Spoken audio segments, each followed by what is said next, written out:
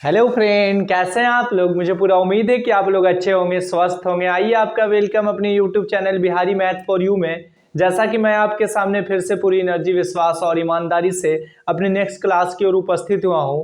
और भाई मेरे, मैं आपको ये बात बताना चाहता हूं कि जिस तरह से मैंने आपसे प्रॉमिस किया था, वादा किया था कि मैं पर डे एक एक टॉपिक जो है थ्योरम का लाऊंगा और उसके बाद जब थ्योरम का सिद्ध कर दूंगा तो उस पर आधारित जो प्रॉब्लम बेस होता है, एग्जाम्पल होता है आपके मैथ के में, तो मैंने ये चाहा है कि मैं सारे एग्जाम्पल को आपको उस पर आधारित बना दूं ताकि अच्छे ढंग से आपका कंसेप्ट क्लियर हो जाए। ठीक है, तो आज उसी मैटर पर चर्चा करेंगे। आज हम लोग जो है उसी पहलू पर देखेंगे कि क्या हम लोग आज पढ़ने वाले हैं। और जैसा कि मैं आपको बता दूं कि आप उससे पहले पूरे अच्छे ढंग से फिट हो जाइए, तैयार हो जाइए। किसी तरह का कोई माइंड में बोझ हो, टेंशन हो, तनाव हो, प्रेशर हो, तो प्लीज आपसे रिक्वेस्ट है कि सभी को एक जगह हटा दें अपने माइंड से और अभी फिर जो है 20 या 25 मिनट मेरी बातों पर फोकस दें, मेरे पढ़ाई हुए चीजों पर जो है ध्यान दें। ठीक है, ये 20 या 25 मिनट का आपका जो कीमती वक्त हम ले रहे हैं, ये टाइम में आपको मैं कुछ देना चाहता हूं, कुछ एक अलग चीज आपको देना चाहता हूं। वह क्या चीज है? वह एक कंसेप्ट है, वह एक अच्छा बेस है, वह मैथ्स के प्रति लगाव है। ठीक है, तो आइए भाई, उससे पहले हम लोग पूरे अच्छे ढंग से तैयार हो जाएं, फिट हो जाएं, किसी तरह को कोई बोझ लेकर आप मेरे सामने ना आए। ठीक है, तो उससे पहले जो है एक बात और मैं आपसे बताना चाहता हूं कि अभी तक आपने मेरे चैनल को लाइक, सब्सक्राइब और शेयर ना किया हो तो प्लीज आप जो है लाइक, सब्सक्राइब और शेयर कर दें और हर लोगों तक ये वीडियो को पहुंचाएं ताकि अच्छी मालूमात हो लोगों को, मैथ के प्रति जो है एक नया कंसेप्ट मिले। ठीक है, तो चलिए अब हम अपना क्लास को स्टार्ट करते हैं। आप मेरे साथ बने रहें।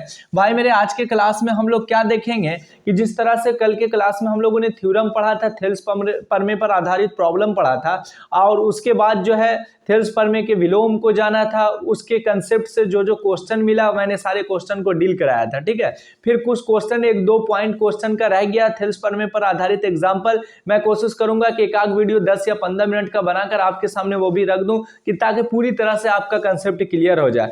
पर जो आज मैं आपके सामने पार्ट लेकर आया हूं वह पार्ट है, जो क्या पार्ट है कि समरूप त्रिभुज पर पैटर्न है। क्या है? समरूप त्रिभुज पर, तो जिसे हम लोग सिमिलर के नाम से जानते हैं, सिमिलर जिसको कहते हैं। तो उसमें आज हम लोग उसी पर चर्चा करने वाले हैं कि आपके एग्जाम में, 10th बोर्ड के एग्जाम में वह जो थ्योरम बड़ा आता है और उसके कंसेप्ट से रिलेटेड जो मैथ होता है वो भी बड़ा बड़ा आता है। ठीक है, तो हम देखते हैं क्या कि वैसे थ्योरम को हम कैसे बनाते हैं, कैसे हम सिद्ध करते हैं, उसकी जानकारी मैं आपको देने वाला हूं। भाई मेरे, तो वह जानकारी ये है कि वह थ्योरम का जो कथन है, उसका स्टेटमेंट है, वो ये कहता है कि यदि दो समरूप त्रिभुज के क्षेत्रफलों का जो अनुपात होता है उनकी संगत भुजा के वर्गों के अनुपात के बराबर होता है। इसको आपको सिद्ध करना है, इसको आपको प्रूफ करना है। ठीक है, तो चलिए सबसे पहले मैं क्वेश्चन लिख लेता हूं कि दो समरूप त्रिभुज के क्षेत्रफलों का अनुपात, दो समरूप त्रिभुज के क्षेत्रफलों का अनुपात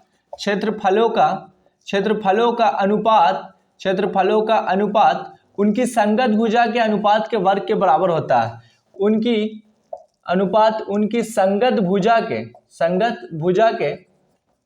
अनुपात के वर्गों के बराबर होता है। दो समरूप त्रिभुज के क्षेत्रफल का अनुपात उनकी संगत भुजा के वर्गों के अनुपात के बराबर होता है। ठीक है, वर्गों के अनुपात के बराबर होता है। ठीक है, यही कंसेप्ट है, यही थ्योरम है, अनुपात के बराबर होता है, जिसे हमें सिद्ध करना है और ये तथ्य से हमें जानना है कि क्या ये पॉइंट कह रहा है। ठीक है, आइए भाई, जब हम अपने क्वेश्चन पर चर्चा करते हैं, क्वेश्चन की ओर आते हैं, तो पता ही चलता है कि यही आपका प्रोसेस है, यही आपका मेन पार्ट है जिसे अच्छे ढंग से आपको समझना है, इसके अंदर के पॉइंट को जानना है ताकि आगे चल के इस पर आधारित जो प्रॉब्लम आए वो एक अच्छा कंसेप्ट से हम बना सकें। ठीक है, अब देखिए आपके सामने क्या रहा है कि दो समरूप त्रिभुज के क्षेत्रफल का अनुपात उनकी संगत भुजा के वर्गों के अनुपात के बराबर होता है। ये आपको सिद्ध करना है, इसको आपको जो है प्रूफ करना है। सिद्ध करें, क्या करें? सिद्ध करें। आगे चल के हम लिख देंगे, सिद्ध करें कि दो समरूप त्रिभुज के क्षेत्रफलों का अनुपात उनके संगत भुजा के वर्गों के अनुपात के बराबर होता है। ठीक है, यही आपका पॉइंट है, यही आपका आज के लिए मेन पार्ट का क्वेश्चन है। ठीक है, चलिए तो सबसे पहले भाई मेरे आपके सामने एक जो समरूप वाला पार्ट आ रहा होगा, समरूप वाला जो वर्ड आ रहा होगा जिसे हम लोग सिमिलर के नाम से जानते हैं, वह क्या कहना कहना चाहता है, इसका अर्थ क्या होता है, तो सबसे पहले इसके कंसेप्ट को क्लियर कर लेते हैं। जब इसके हम कंसेप्ट को क्लियर कर लेंगे तो फिर आगे के प्रोसेस को भी हम समझना आसान होगा। तो भाई मेरे यहां पर का मतलब होता है कि एक होता है समरूप। क्या होता है? समरूप। तो समरूप का मतलब होता है, आपको यहां कहीं कहीं पर क्या होता है कि कोई कोई वर्ड में ही उसका आंसर छिपा होता है। ठीक है, तो देखने में आपको आ रहा है कि सम का मतलब होता है बराबर। सम का मतलब क्या होता है मेरे भाई? बराबर। और रूप का मतलब जिसे हम लोग आकार के नाम से जानते हैं, स्ट्रक्चर के नाम से जानते हैं, फिगर के नाम से जानते हैं।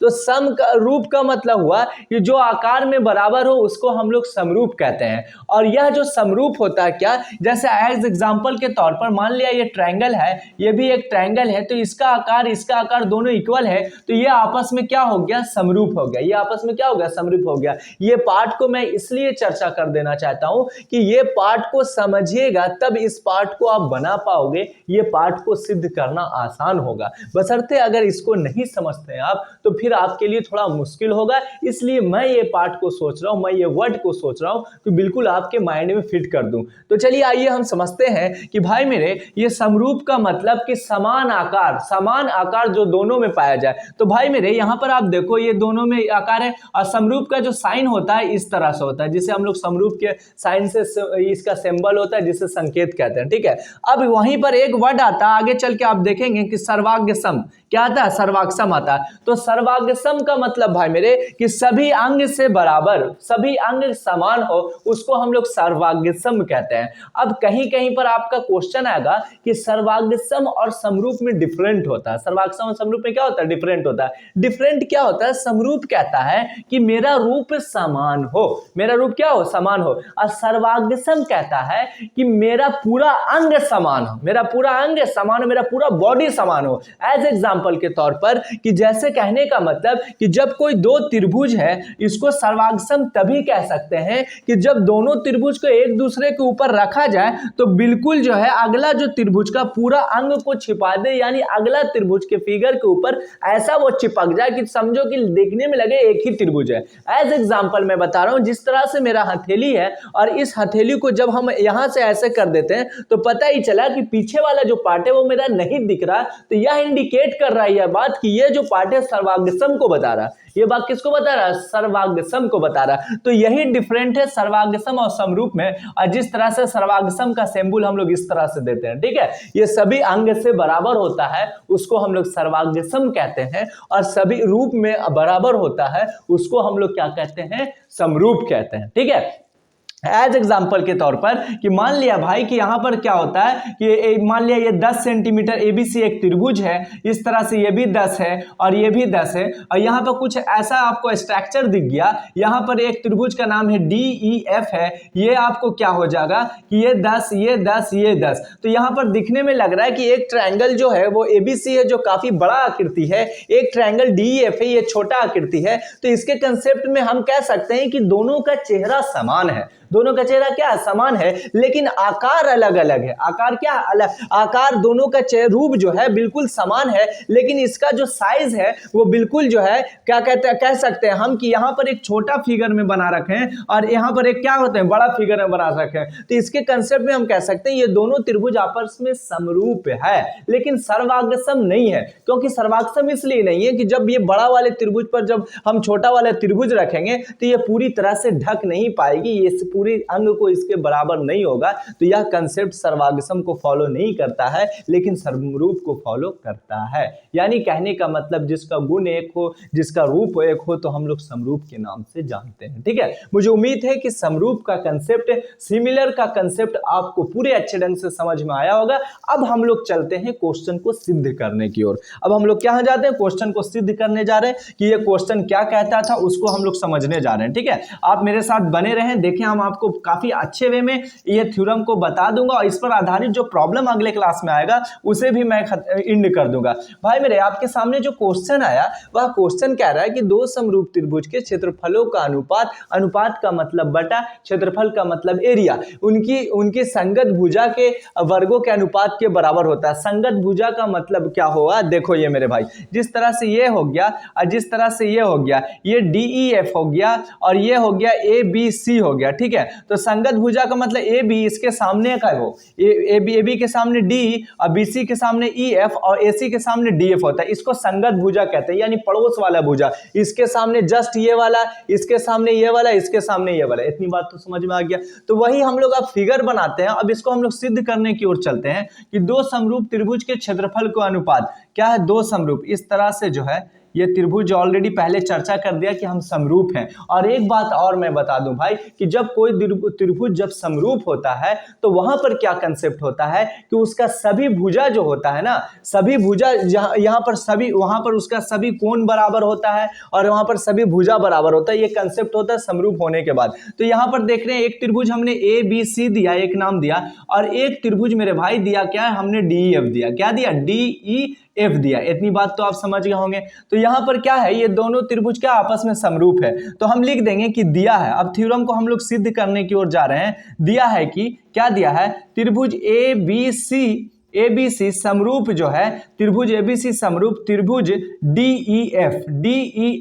जब त्रिभुज समरूप है मेरे भाई तो उसके कंसेप्ट में जो रूल फॉलो होता है, उसकी भुजाएं समानुपातिक होती है। उसकी भुजाएं क्या होती है, समानुपातिक होती है, यानी आपस में बराबर होती है। तो इसका मतलब यह हुआ कि ए बी बटा डी ई बराबर हो गया भाई मेरे बी सी बटा, संगत भुजा क्या होती है, संगत भुजा जो होती है समानुपातिक होती है। तो यहां पर बी सी बटा ई एफ हो गया, और यहां पर क्या हो गया भाई मेरे ए सी बटा, इसका क्या हो गया, इसका जो हो रहा है ये वाला, इसका आपको आ गया ये वाला का संगत भुजा ये वाला हो गया। ठीक है, उम्मीद है कि ऐसे फिगर को मैंने ड्रा किया तो आप कंसेप्ट समझ गए होगे। ठीक है, अब AC बता क्या हो गया, DF हो गया। इतना तो आप कर सकते हैं। इस तरह का प्रॉब्लम में आपको जो है कोई ऐसा इसमें टेंशन नहीं होना चाहिए। जब हम लोग कर दिया कि दिया है कंसेप्ट त्रिभुज ABC समरूप त्रिभुज DF, तो उसके कंसेप्ट में हम ये कह सकते हैं, आगे चल के लिख भी सकते हैं कोण A बराबर कोण D, कोण B बराबर कोण E और कोण C बराबर कोण F। क्योंकि समरूप के कंसेप्ट में भुजाएं समानुपातिक होती है, उनकी संगत भुजा भी क्या होती है, बराबर होती है। ठीक है, जब हम लोग आगे चल के पढ़ेंगे, जब सिद्ध करेंगे S के समरूप परमे से, A के समरूप परमे से, तो इस तरह का एक परमे होता है जो आगे चल के मैं बताऊंगा। लेकिन आपके क्लास को मैंने ये सब समझ रहा हूं कि आने वाले बोर्ड में ज्यादा चांसेस इसके बने रहते हैं, इसलिए मैंने ये चाहा कि ये थ्योरम को पहले कंसेप्ट आपको बता दूं। ठीक है, तो दिया है त्रिभुज एबीसी समरूप त्रिभुज डीएफ। अब मेरे को सिद्ध करना भाई मेरे, सिद्ध करना है कि क्या करना है कि एरिया ऑफ त्रिभुज एबीसी, ठीक है, एरिया ऑफ त्रिभुज एबीसी बटा सिद्ध करना है एरिया ऑफ त्रिभुज जो है डीईएफ, एरिया ऑफ त्रिभुज डीईएफ बराबर क्या करना है कि AB बटा DE का स्क्वायर बराबर क्या करना है, BC बटा EF का स्क्वायर बराबर क्या करना है, AC बटा DF का स्क्वायर। ठीक है, AC बटा क्या करना है, DF का स्क्वायर करना है। ठीक है, यानी पता ही चला कि ये जो सिद्ध करने वाला जो प्रोसेस है, ये कहता है कि दो समरूप त्रिभुज के क्षेत्रफल का अनुपात, पहला ऊपर नीचा, ये बटा के रूप में अनुपात, ये हम लोग मामला समझ गया अनुपात का। अब ये उनकी संगत भुजा, तो संगत भुजा का मतलब AB बटा DE और BC बटा EF और AC बटा DF संगत भुजा के वर्गों के अनुपात के बाद बराबर होता है। तो वर्ग का मतलब स्क्वायर, यानी ऊपर के माथे पर 2, इसको हम लोग वर्ग कहते हैं। ठीक है, अब भाई हम इस थ्योरम को बनाना चालू करते हैं, बनाना स्टार्ट करते हैं। तो वहां पर आगे चल के प्रोसेस ये रूल कहता है, सिद्ध करने से के बाद यहां पर एक हम कंसेप्ट लेते हैं जिसका नाम रचना, जिसका क्या नाम क्या है भाई मेरे, रचना यह मामला को बताता है कि किसी भी त्रिभुज को जब सिद्ध करते हैं, किसी भी चीज को सिद्ध करने से पहले रचना का काम होता है कि आंसर तक पहुंचाने का काम करता है। रचना का काम होता है कि चीजों को आसान करने का काम करता है, जिसे हम लोग कंस्ट्रक्शन के नाम से जानते हैं। ठीक है, अब रचना से क्या किया मैंने कि A से AM लंब BC पर खींचा, A से मेरे भाई A से AM लंब BC पर, ठीक है, BC पर, तथा आगे चल के किया कि इधर जब A से AM लंब BC पर, तो सबसे पहले हम इसको लंब देंगे, यानी 90 डिग्री हो गया। ठीक है, आगे चल के D से DN लंब किस पर, EF पर खींचा। ठीक है, EF पर खींचा, इतना तो कर सकते हैं, खींचा। अब जब हमने खींच दिया, ठीक है, अब यहाँ पर D से किसका नाम दिया, DN का, तो हमने यहाँ पर नेम N नामाकरण दे दें, 90 डिग्री लंब है। अब यहाँ पर हम आते हैं कि परमाणु की ओर आते हैं, किसकी ओर जाते हैं, अब हम लोग जो है इतने प्रोसेस मेरे पास केमिकल मिल गया, इतना प्रोडक्ट मिल गया, अब इस प्रोडक्ट से हम एक नया चेहरा बनाने जा रहे हैं, जिस क्वेश्चन को हल करने जा रहे हैं, अर्थात इस चेहरे को सिद्ध करने की ओर बढ़ते हैं। जब आगे की ओर हम बढ़ते हैं भाई मेरे, तो पता ही चलता है कि यहाँ पर जब हमने लंब दिया तो पूरी तरह से ये एरिया ABC का एक ऊंचाई का काम कर दिया, आधार इसका ये हो गया, क्योंकि हम जानते हैं कि जब हम किसी पर लंब देते हैं तो जिस पर डाला जाता है लंब वह उसके लिए आधार होता है, और लंब और आधार के क्षेत्र मतलब लंब और आधार के कंसेप्ट में जब ट्रायंगल की बात हो जाए तो हम समझते हैं कि वहां पर उसका एरिया जो होता है 1/2 आधार गुना ऊंचाई होता है। इसीलिए हम ट्रायंगल के एरिया को डील करने के लिए अकॉर्डिंग टू क्वेश्चन आपका क्षेत्रफल का बात था, तो मेरे एक लंब खींचना पड़ा, और वहां पर रचना जिसलिए मैंने इसीलिए यूज किया कि वहां पर जब तक हम लंब नहीं खींचते तब उसके क्षेत्रफल को निकालना काफी मुश्किल होता, जो आसानी वे में नहीं निकलता। इसीलिए हमने रचना प्रोसेस से एक नया नाम दिया कि A से AM लंब BC पर तथा D से DN लंब EF पर डाला या खींचा, इस बात इज इक्वल। अब आगे की ओर देखो मेरे भाई कि जब यहां पर खींच दिया तो हम क्या करते हैं, अलग अलग से बारी बारी से क्या करते हैं, एरिया ऑफ त्रिभुज ABC निकालते हैं। क्या करते हैं कि एरिया ऑफ त्रिभुज ABC, एरिया ऑफ त्रिभुज ABC, ठीक है, इतना। अब बटा क्या करते हैं, भुजा समानुपातिक भाग में करके देखते हैं कि एरिया ऑफ त्रिभुज क्या करेंगे, अगला जो त्रिभुज है भाई मेरे DEF, ठीक है। अब हम देखते हैं कि ऊपर वाला का एरिया जो ले रहे हैं त्रिभुज ABC का ले रहे हैं, तो त्रिभुज ABC वाले चेहरा पर अपने नजर को दौड़ाएंगे तो इसका आधार BC है, तो इसके लिए सबसे पहले किसी भी ट्रायंगल का एरिया होता है 1/2 आधार गुना ऊंचाई होता है, तो 1/2 हो जाएगा, ठीक है, 1/2 तो सब में आएगा। आधार कौन है, जब हम लोग त्रिभुज ABC की बात कर रहे हैं तो AM लंब BC पर यानी BC आधार है, ठीक है, इतनी बात तो समझ में आ गया होगा। और ऊंचाई कौन है, AM है मेरे भाई, हम AM यहां पर कर दिया, ठीक है। अब नीचे वाला में देख रहे हैं कि नीचे वाला में क्या बात कर रहा है, DEF, तो DEF देख रहे हैं, ये हो गया। अब DF में ऊंचाई DN है और इसका आधार EF है, तो वही 1/2 आधार जो हो गया वो भाई मेरे EF हो गया, और ऊंचाई जो हो गया भाई मेरे DN हो गया। इतनी बात तो आप समझ में आ गया होगा, मुझे उम्मीद है कि यह कंसेप्ट तक किसी तरह को कोई प्रॉब्लम नहीं हुआ होगा। चलिए अब यहां से देखते हैं कि इधर से इधर ये कट गया, आपके सामने जो चेहरा मिला वो BC और मल्टीपल AN, ठीक है, और यहां पर जो आपका आ गया, आगे चल के आ गया, ये आपको DN आ गया, ठीक है, और यहां पर आ गया EF आ गया। इस फिगर में इस तरह का लिख सकते हैं, किसी तरह का कोई प्रॉब्लम यहां पर नहीं होना चाहिए, ठीक है। यहां पर BC/EF मल्टीपल AN/DN हो गया। अब देखो, अब क्या हम देख रहे हैं भाई मेरे कि जब एरिया समानुपातिक है, जब इसके त्रिभुज के क्षेत्रफल का अनुपात उनकी संगत भुजा के वर्गों का अनुपात के बराबर होता है, यानी एक वाला टर्म LHS वाला टर्म हमने लिया आया, LHS वाले टर्म को जब डिवाइड किया तो वहां पर ये प्रोसेस को रूल को फॉलो किया। सिर्फ अब टेंशन क्या है कि RHS जो यहां पर दिख रहा है BC/EF है, और यहां पर AN/DN है। AN बटा क्या है, सॉरी AM होगा ना, AM/DN होगा, AM/क्या DN है। तो किसी तरह से मेरा माइंड ये कहे कि यहाँ पर AM/DN को हटाना है, और हटा के क्या लाना है कि यदि BC/EF ले आते हैं तो इसका मतलब ये हुआ कि BC मल्टीपल BC तो BC स्क्वायर हो गया, EF मल्टीपल EF तो इस EF का स्क्वायर हो गया। जब इतना हो सकता है तो आगे चल के यहाँ पर पुट कर देंगे तो पता ही चला कि आंसर का लास्ट स्टेप हम आ गए, यानी हमने सिद्ध कर दिया। तो चलिए इसको हम हटाने के लिए अब क्या नया अंदाज सोचेंगे, एक नया चीज तरीका अपनाएंगे। वह तरीका क्या है कि अब हम लोग क्या करेंगे कि अब क्या करेंगे, पुनः हम जाएंगे भाई मेरे, पुनः किस में करेंगे, त्रिभुज AMB में, पुनः त्रिभुज AMB में। अब AMB में क्या करेंगे, AMB में। अब देखो AMB में तथा आगे चल के देखेंगे तथा त्रिभुज DNE में, तथा त्रिभुज DNE में, इतना कर दिया। अब यहां पर आप ध्यान दो कि ये त्रिभुज को मैं अब देखने जा रहा हूं, ठीक है। त्रिभुज ANB ये वाला पार्ट है, और ये त्रिभुज जो है DNE ये वाला पार्ट है। तो इसके कंसेप्ट में हम क्या देखते हैं कि हम जानते हैं कि जब कोई दो त्रिभुज समरूप होता है तो उसकी सभी कोण जो है बराबर होती हैं। तो उसके रिलेशन में हमने क्या देखा कि अकॉर्डिंग टू क्वेश्चन पर जब चर्चा करते हैं तो कोण B बराबर कोण E, ये दोनों त्रिभुज समरूप से ऐसा है, ठीक है। तो यहां देख रहे हैं हैं कि कोण बी बराबर कोण ई, ठीक है, कोण ई समरूप त्रिभुज से, समरूप त्रिभुज से, ठीक है, समरूप त्रिभुज। ऑलरेडी ये मतलब जब समरूप है दो त्रिभुज तो ये वाला कोण बराबर होगा इस कोण के। इतना तो आप कर सकते हैं, किसी तरह का आपको प्रॉब्लम यहां तक नहीं होना चाहिए। अब आगे चल के क्या देखते हैं कि यहां पर m जो है भाई मेरे ये 90 डिग्री है और n भी है क्या 90 डिग्री। लेकिन बात जब AMB में कर रहे हैं तो इसका 90 डिग्री इसका 90 डिग्री दोनों इक्वल होगा। यानी हम कह सकते हैं कि m बराबर कोण n बराबर 90 डिग्री, कोण m बराबर कोण n बराबर क्या होगा भाई मेरे 90 डिग्री।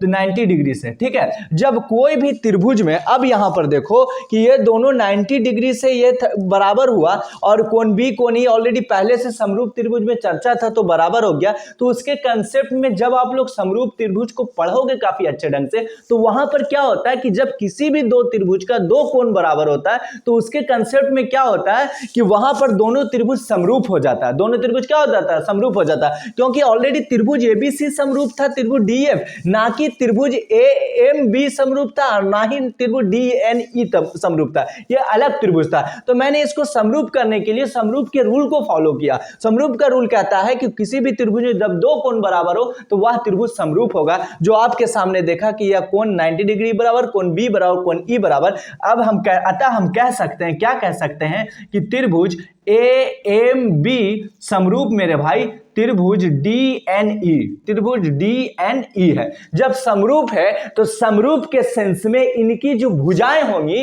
वो समानुपातिक होगी। इनकी भुजा क्या होगी, समानुपातिक। तो भुजा का मतलब कि जब हम ई त्रिभुज में चल रहे हैं मेरे भाई तो ई त्रिभुज का एक साइड हम AB लिया, क्या लिया AB, और ये वाले त्रिभुज में एक साइड क्या लिया, संगत भुजा DE लिया, इतना ले लिया। अब यहां पर देखो कि एक साइड इसका AN लिया और एक साइड इसका DN लिया, ठीक है, लंब लिया। तो एक साइड हमने AN लिया और एक साइड हमने क्या लिया, AM लिया, एक साइड हमने DN लिया। इतना तो कर सकते हैं। अब आपका क्वेश्चन होगा कि सर जी आपने AM क्यों लिया और DN क्यों लिया, यहां पर BM को आप क्यों या EN को क्यों नहीं लिया। तो भाई मेरे यहां से मेरे को क्या कंसेप्ट लगाना है कि किसी तरह से AM और DN को हटाना है, और यही हटाने के कारण हमने ऐसा तरीका अपनाया और कोण AA के समरूपता से, कोण AA के, ठीक है, कोण AA के समरूप से, ठीक है, समरूप जो नियम होता है उसके नियम से ये सिद्ध हुआ। तो वहां पर क्या देखें, यही चीज को हटाने के लिए हमने ये प्रोसेस को अपनाया।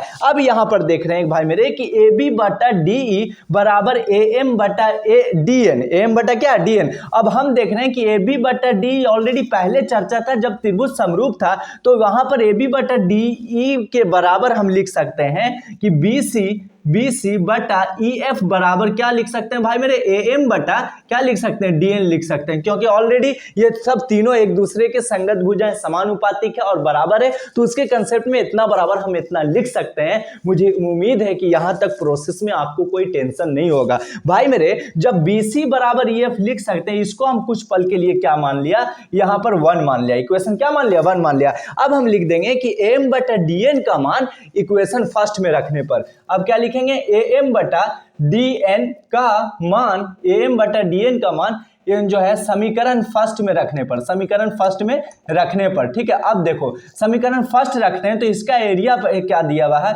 त्रिभुज ABC बटा जो भाई मेरे एरिया त्रिभुज जो है DEF, क्या है DEF बराबर जो है एक जो है BC बटा क्या है EF है, और यहां पर हम क्या रखें, AM बटा DN जो दे रखा है यहां पर हम क्या रख सकते हैं, BC बटा EF, BC बटा क्या EF। जब BC बटा EF रख सकते हैं तो BC मल्टीपल है तो भाई मेरे BC का स्क्वायर होगा, EF जो है मल्टीपल है तो EF का स्क्वायर होगा। जब इतना बराबर होगा तो इसके कंसेप्ट में ये रूल फॉलो करेगा, क्या फॉलो करेगा कि जब इतना बड़ा BC बटा EF हो सकता है तो यानी इतना बराबर ये भी हो सकता है, इतना बराबर ये भी हो सकता है। अतः हम कह सकते हैं कि इससे क्या होगा कि एरिया ऑफ त्रिभुज ABC बटा जो है एरिया ऑफ त्रिभुज बटा एरिया ऑफ त्रिभुज भाई मेरे क्या DEF बराबर जो होगा ए बी बटा डी का स्क्वायर बराबर जो होगा बी सी बटा ई एफ का स्क्वायर और बराबर जो होगा भाई मेरे ए सी बटा डी एफ का स्क्वायर। ठीक है, ये रूल से ये पूरी तरह से प्रमेय आपका सिद्ध हो गया। कहीं पर कोई प्रॉब्लम नहीं होना चाहिए ये चीज को, ये सेंस को समझने में। आपको अगर प्रॉब्लम हो रहा है कि सर ए बी बटा डी बी सी का स्क्वायर बराबर ई एफ का स्क्वायर आया था, आपने ये पूरा टर्म को क्यों लिख दिया, तो आप यहां पर एक बार झलक मार लो, क्योंकि ये जब इतने एक के बराबर हो सकता है तो ये तीनों के बराबर हो सकता है। जब एक 10 है तो सब तीनों साइड 10 आएगा, समानुपातिक भुजा। ठीक है, यही इसका दर्शाता है। तो इसीलिए वर्ग के रूप में था। तो यहां पर स्टेप दे सकते हो कि सभी को वर्ग करने पर, तो सभी को वर्ग करोगे तो आपका इस फिगर में आएगा, इस पैटर्न में आएगा। मुझे उम्मीद है कि यह जो है मतलब दो समरूप त्रिभुज के क्षेत्रफल का अनुपात उनकी संगत भुजा के वर्गों के अनुपात के बराबर होता है। यह कंसेप्ट आपको काफी अच्छे ढंग से समझ में आया होगा, किसी भी तरह का कोई प्रॉब्लम नहीं होगा भाई मेरे। यही चीज को मुझे समझाना था, जो काफी मैंने भली भांति से एक अच्छे ढंग से आपको एक अच्छा कंसेप्ट दिया होगा।